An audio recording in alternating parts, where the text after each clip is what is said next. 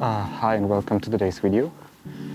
Today I decided to go out very spontaneously because I saw that the weather outside is very foggy and I love fog in general for photos. So yeah, I decided to go out.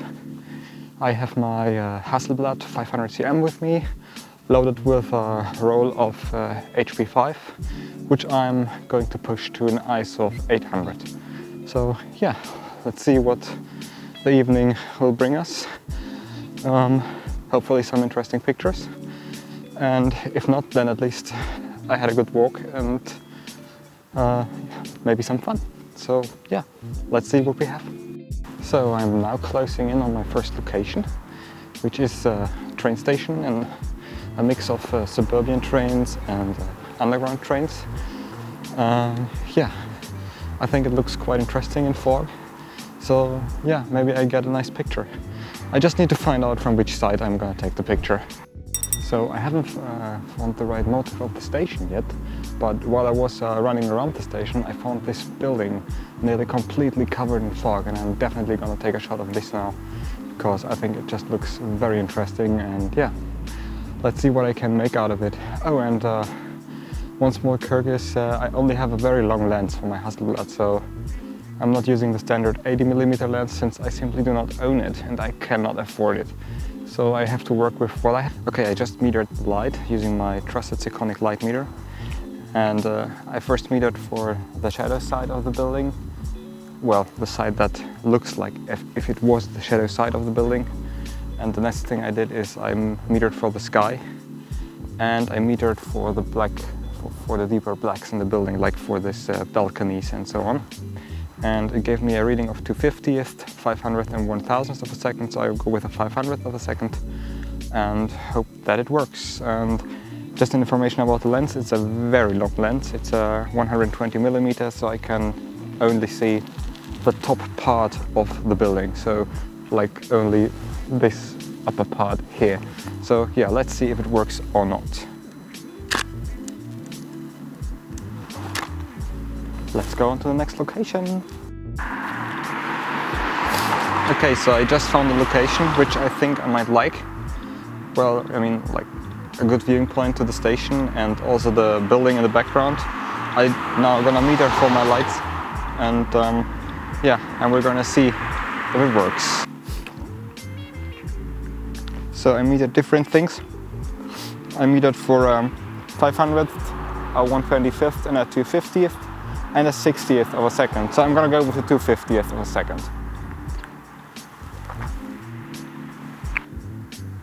I just let this little car pass by because I don't want to have it in my frame besides all the other cars. And here we go. And I accidentally shot with a 500th of a second because I forgot to change my shutter speed. Yay! Okay, now I'm heading back towards the station, since I had an idea for another shot, which I'm gonna take before I'm going towards, well, towards the center of my living area. Okay, and I want to take a picture of this area, and therefore I have to go with a very low shutter speed of a 60th of a second. And I'm working with an open aperture of f5.6.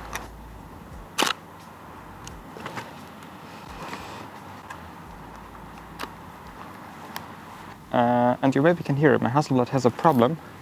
The rear curtains don't close after I take my picture, so I tried to repair it a few days before, and as soon as I remove the film holder, it's gonna close, but as soon as I attach the film holder, it simply won't close, so I still have to figure out what the problem here is. I definitely have to figure it out. Okay, the next shot I'm gonna take is this building, with some of the branches from the trees in the foreground. I think they could make a very nice foreground element while focusing on the building in the background. My shutter speed is 1/250th of a second. Okay, 1, 2, 3. And it doesn't close again. So let's go on. So I just found there to be a nice parking lot with a beautiful tree in the foreground. And I'm gonna try to take a picture of the tree. I'm not quite sure if it will work out because it has quite some small details and I'm already pushing the film, and we'll see. I think it could be too contrasty, but let's try it anyway. So that's the tree that I'm talking about, and well, let's have a try. So, measuring the light again. So this time I'm measuring for the trees, for the trunk of the tree. It'll be quite dark, but I know we have some latitude with this film, so it's fine. So I go with a 60th of a second, that's fine. That's it. This time it closed way better. So maybe there's still hope for my camera. I'm now heading more towards the center of the area. There's an interesting bridge and some, well, higher houses. I'm not sure how they're called in English. It's not skyscrapers, but, well, these buildings are taller than standard buildings. Yeah, so quite an interesting area. And actually, I already made a video in this area, which I'm gonna link up, I think, here? Yeah, here. And this was about 4x5 large format photography at night. So if you're interested in something like this, some long exposures, just have a look at the video I linked up here, there, whatever. So as you maybe can already see, it's getting darker outside. So I'm gonna try taking a picture of this construction site here, and then maybe of this wonderful, very well designed building. So this will be 2 pictures, both at 1/60th of a second, maybe 1/30th. I'm gonna try that out.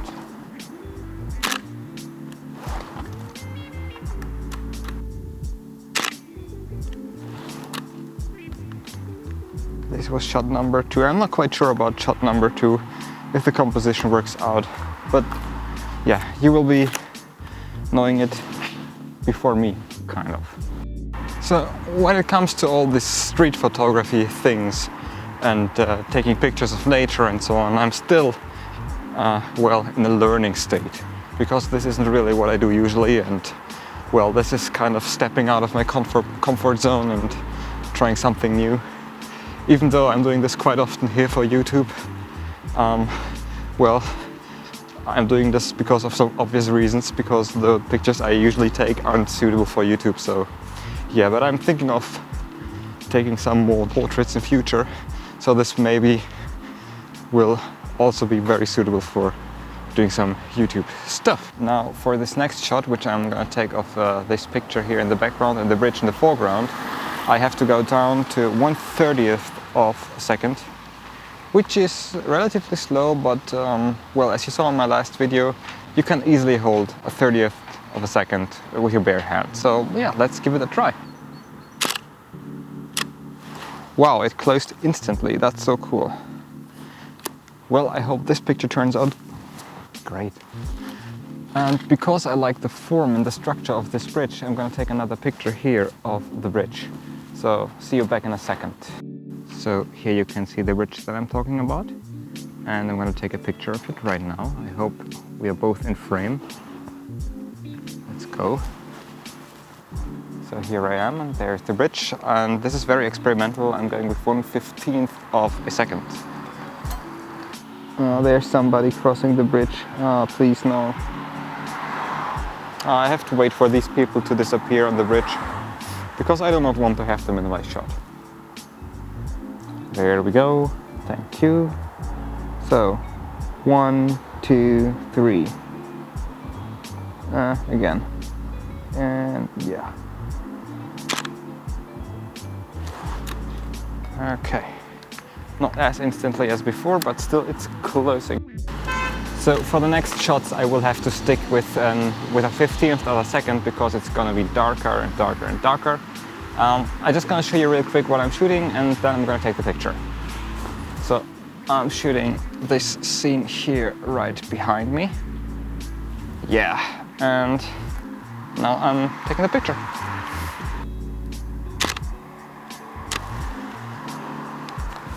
That's it. So now I'm loading my last frame, number 12, and let's see what this will. Well, and let's see what this frame will be. This rhymes. It's funny. So I decided to take today's last shot from the same location. I have to go with either 1/15th of a second or even an 1/8 of a second because it's getting darker and darker and darker. Right at the moment I still have to wait because everything is full of buses down there. I'm gonna show you the location real quick and then I'm gonna turn the camera off, wait until the buses disappear, and then I'm gonna take the picture. So here you have the location real quick. And yeah, now it's time to wait until the buses are disappearing. Okay, due to the light conditions, I decided to take the last shot, even with one bus in the frame. Better than having 3 buses, and I'm not quite sure how frequently they drive here, so I'm better taking that shot before I have no shot, due to the light.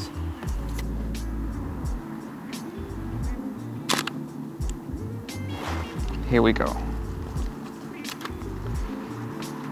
So that was today's last shot. I'm now going back to my darkroom and develop everything. And if there's something useful, am I in focus? And if there's something useful, I'm gonna make a print of it. Yeah, as usual, if you liked my video, please give me some thumbs up, subscribe to my channel, and well, see you soon. Bye.